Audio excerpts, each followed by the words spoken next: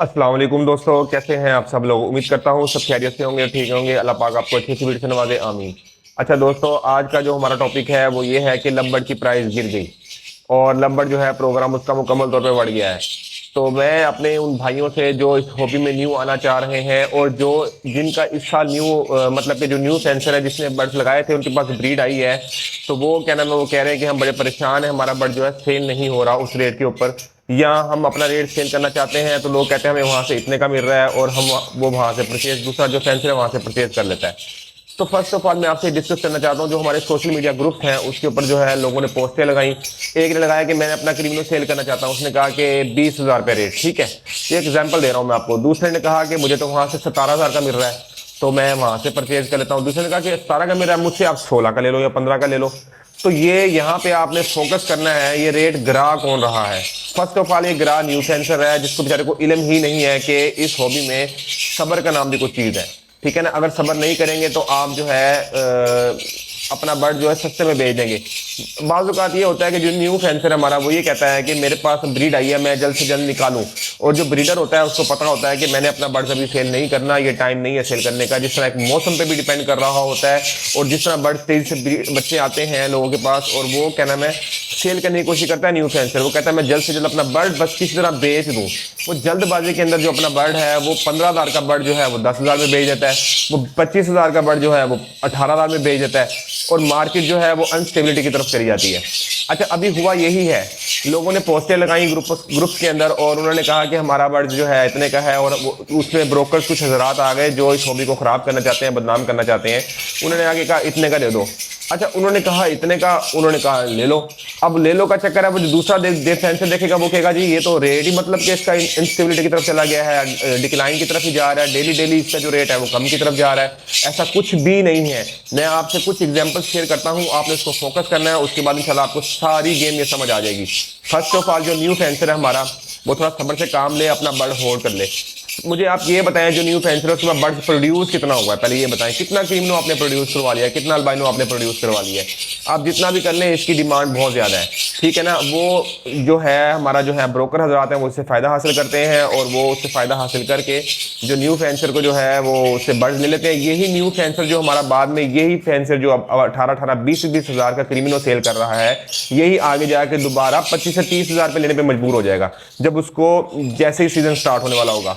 और पहली बात मैं आपको बताता हूं, अभी है सर्दियां, जिस बंदे ने न्यू इस फील्ड में आना है उसने लेना है बर्ड्स, वो आपसे लेगा, उसने सोच समझ के लेना है ना कि इतनी सर्दी है मैं कैसे इसको मतलब के सर्वाइव करवाऊंगा। जिस तरह मैं हूँ, मेरे पास डिमांड्स आई हुई हैं, मुझे मेरे दोस्तों ने न्यू फैंस ने मुझे पेमेंट्स करवा दी हुई हैं, लेकिन बर्ड्स मैं उनको नहीं भेज रहा। मुझे पता है अभी बर्ड्स भेजने का टाइम नहीं है, एक्सपायर हो सकता है, सर्दी है, इसको होल्ड करना है उसको, लेकिन मैंने उनकी बुकिंग वगैरह कर ली है।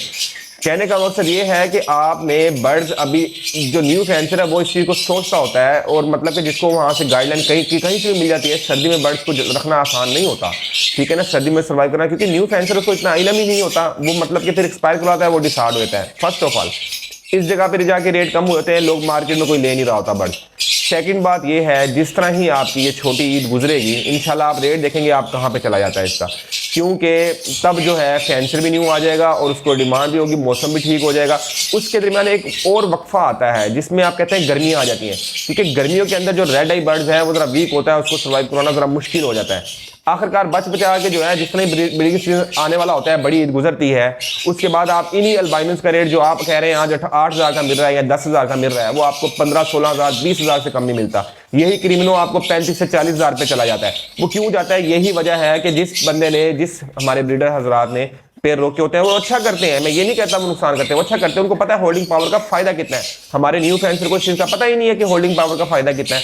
अगर वो इस चीज को समझ लेंगे तो अपने बर्ड्स को रख भी लेंगे और वो डबल पैसा अर्न भी करेंगे। यही न्यू फैंसर बाद में जाके बेचारा बर्ड परचेज कर रहा होता है कि मुझे बर्ड मिल जाए, किस तरह मेरे पेड़ मुकम्मल नहीं हो रहे, मेरा ये नहीं हो रहा। अभी तो वो जल्दबाजी के अंदर बेच रहे हैं मार्केट को देख के कि सोशल मीडिया के ऊपर ये चल रहा है, रेट ये चल रहा है, इसी चक्कर के अंदर आप आगे अपना बर्ड सेल करते हैं। मैं न्यू फैंसर के हजरात को ये सजेस्ट करना चाहता हूँ, अपना बर्ड जल्दबाजी में मत सेल करें। अगर आपको सेल करना मजबूरी है भी तो फिर ये ना कहें कि बर्ड्स की प्राइस जो है वो गिर गई है।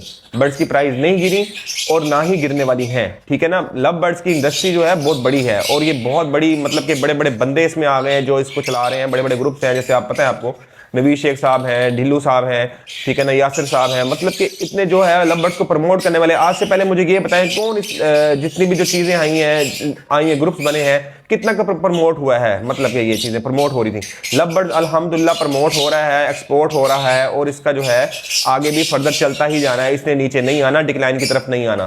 तो सब्र से काम लें, तहम्मुल से काम करें, आपका जो बर्ड्स है उसका रेट स्टेबल ही है। नेक्स्ट वीडियो इंशाल्लाह मैं स्टेबिलिटी के ऊपर बनाऊंगा कि लव बर्ड्स की स्टेबिलिटी या प्राइस जो है इस टाइम मार्केट में क्या चल रही है, और जो लोग हैं जिनके पास ये आ रहे हैं इतने सस्ते बर्ड्स, वो किस तरह आ रहे हैं, इसके ऊपर इंशाल्लाह मैं एक डिटेल के साथ वीडियो बनाऊंगा, और प्राइस के हवाले से बताऊंगा कि लव बर्ड्स की इस टाइम प्राइस क्या चल रही है, मतलब कि जो है ग्रीन फिशर से लेके अब तो तक जो कमर्शियल आइटम्स के अंदर बताऊंगा।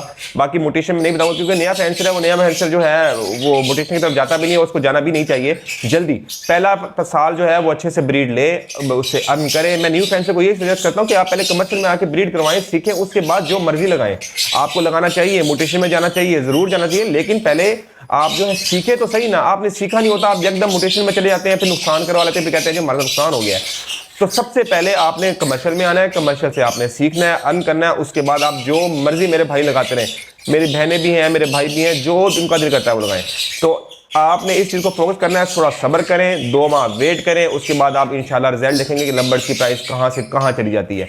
ये बर्ड्स आपको अल्बाइनो, क्रीमिनो, डेकिनो मिलने ही नहीं है मार्केट के अंदर, फिर आप कहेंगे कि हमने बहुत बड़ी गलती कर दी बेच के। तो मेरे भाई होल्ड करें, थोड़ा सा होल्ड करना सीखें।